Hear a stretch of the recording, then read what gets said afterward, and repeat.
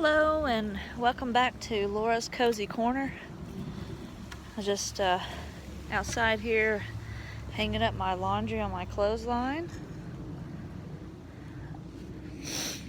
and I do hang my laundry outside only because I was noticing that my dryer, it takes about 3 times for it to run through on 30 minutes before my clothes would get dry. And I thought, well, maybe it's just overloaded, because I like to set up and do large loads at one time. Saves on electricity, and I'm not sure if it saves on water or not, but I try to do a large load each day. So my husband got me a clothesline out here. I'll do a quick peek, and come out here and hang them up. I'm very, very behind today. Just a little encouragement for those that might oversleep, or I've been oversleeping for a couple days. It's getting close to Halloween, so we watch these Halloween movies and I have trouble sleeping sometimes. But so I like to come out in the mornings, and first thing I do is usually try to start some laundry. Then I can come out here. It's usually around 10 o'clock, which today it's a lot later than that. 2:30 almost. Getting my laundry out on the line. Since it's cooler, sometimes I leave them out overnight and get them the next day. But I can only, I take them in the house, put them in the dryer for about 10 minutes. It kind of fluffs them up, gets the lint and whatever off. Dog hair, we got dogs, or a dog. And that helps. But I just do it when I can. I've also been testing this week the theory of being out barefoot for about at least 20 minutes is what I hear. So that's when I do my barefoot time. I come out, hang out my laundry barefoot. Takes some getting used to, but hey, if it's for health reasons and feeling good and more energized, I'm going to try it. Then I was over here looking at my garden from my clothesline, and I could tell that my tomatoes pretty much died. Frost got them, so I know they won't stay very well outside in the wintertime. So I'll be taking the time sometime today maybe, or in a couple days, and coming out and cutting down these plants and taking up the tomato cages and stacking them nicely in a corner, and things like that. It looks like frost also hurts the jalapeno plants too. See, I wasn't sure what all frost would hurt, so I wanted to experiment with it.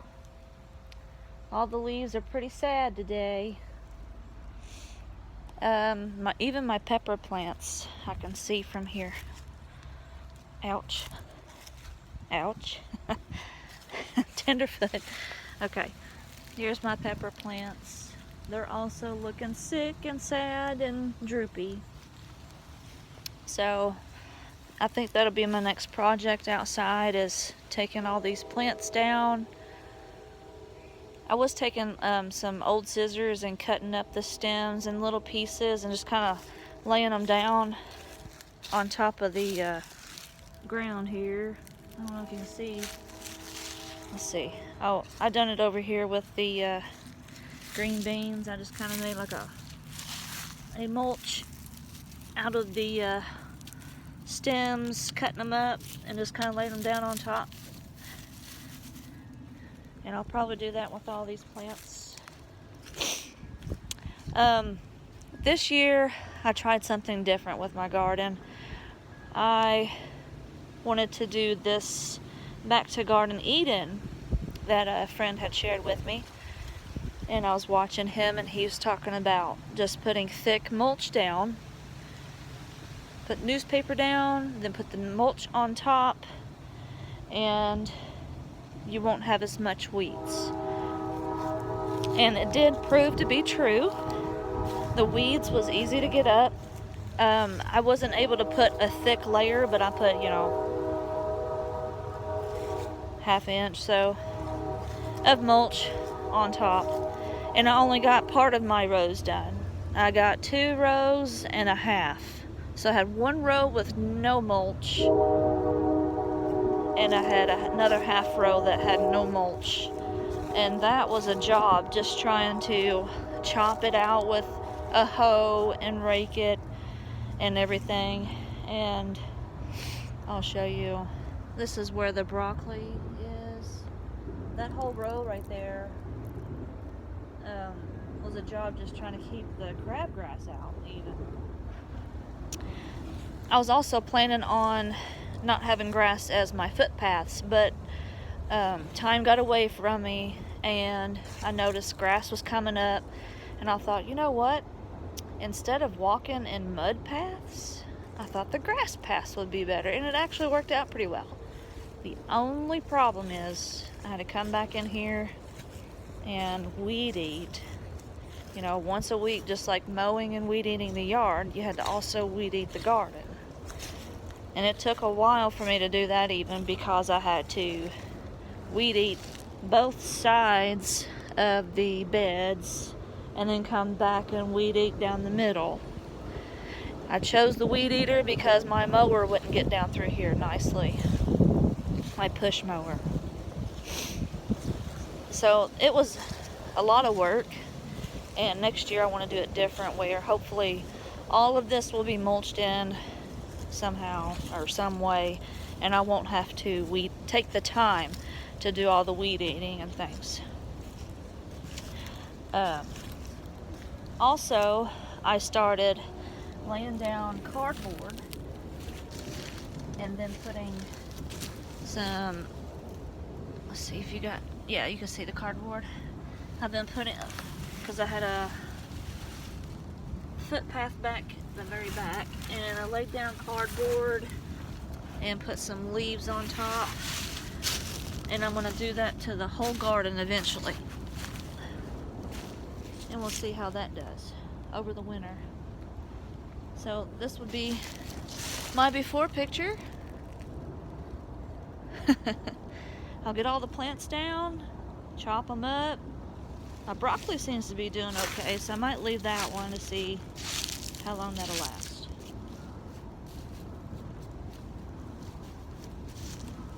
Oh, the head's getting bigger. Nice.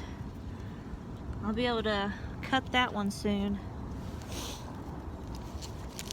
So I'll be doing that, and even dead grass. I was raking up the dead grass from our yard and putting it down in here as a covering up the dirt. What I learned was the ground is a living organism, and it constantly wants a covering. As you pull up weeds and you have dirt piles, what keeps coming back up? More weeds. The ground wants to cover itself automatically. So if I keep it covered, we may not have as many weeds. I pulled up my corn stalks and I made a nice decoration out front. I just tied them up with some old yarn that I had and laid them up against the house for Halloween. And the bedding had, holes where I pulled up the stalks. So it's kind of moved around the mulch a little bit, and I put down dead grass on top, and I put down leaves on top where I didn't have dead grass. But it's covered, so hopefully be protected. I have some like moles and some stuff, either mole or groundhog. It's little heels, so I'm thinking it's a mole. Moles in my yard, so they kind of come in here and destroy a little bit. But to me, that's the ecosystem working. I don't want to spray or have any pesticides, anything like that.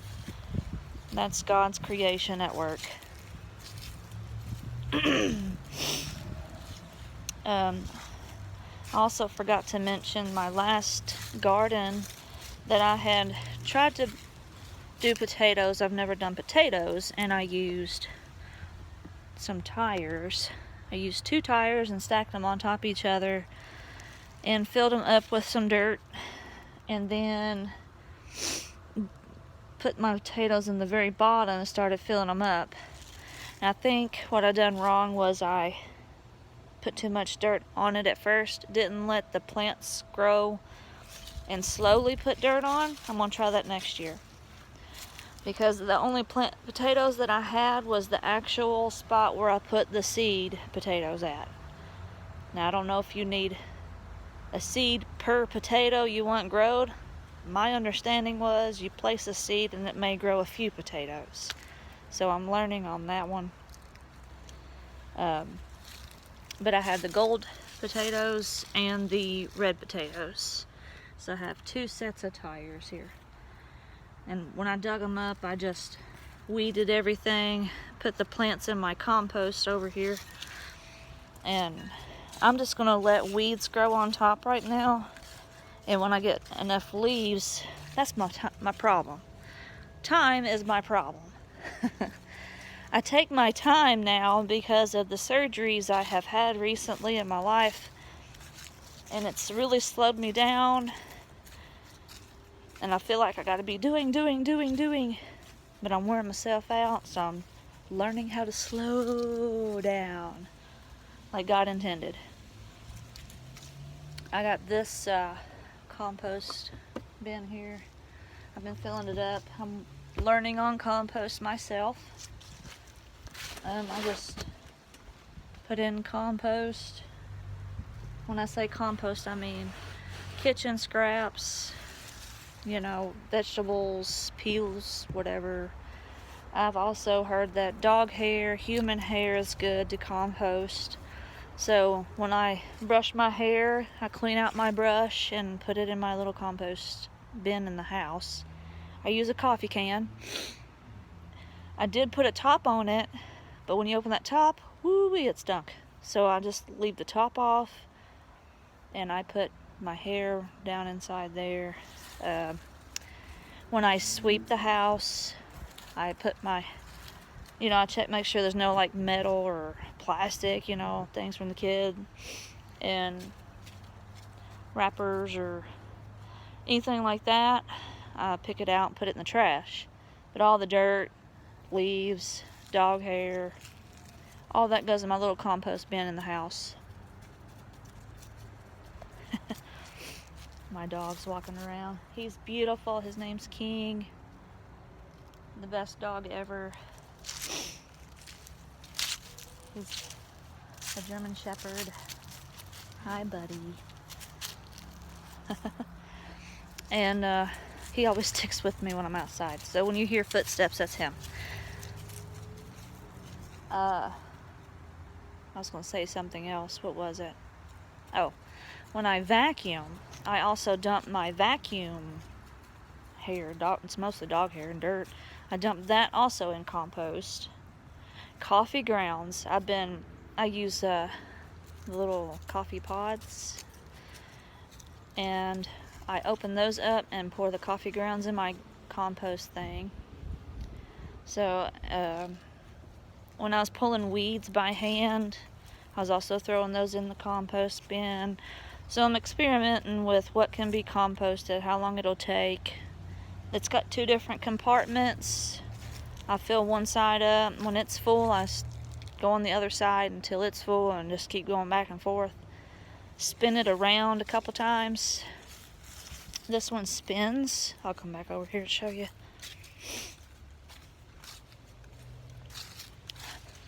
This one spins around. It's really hard to do with one hand, but I'll spin it around about 3 or 4 times, sometimes 6 times if I don't think it's mixing good. It is hard to do when it's full. So I do that a few times, do that every day, And hopefully I'll have some good compost dirt for next year that I can just move away the mulch, the ground covering, dig my little holes for my plants, put some compost down in there, and plant right on top. That's my plan. Well, thanks for listening in. God is good. Thank you, Lord, for this beautiful day. All the pretty colors of the fall. I see like orange trees and red trees. They're beautiful. And get outside and enjoy it. Hit the like button and subscribe if you like these videos. There's more coming. Bye-bye.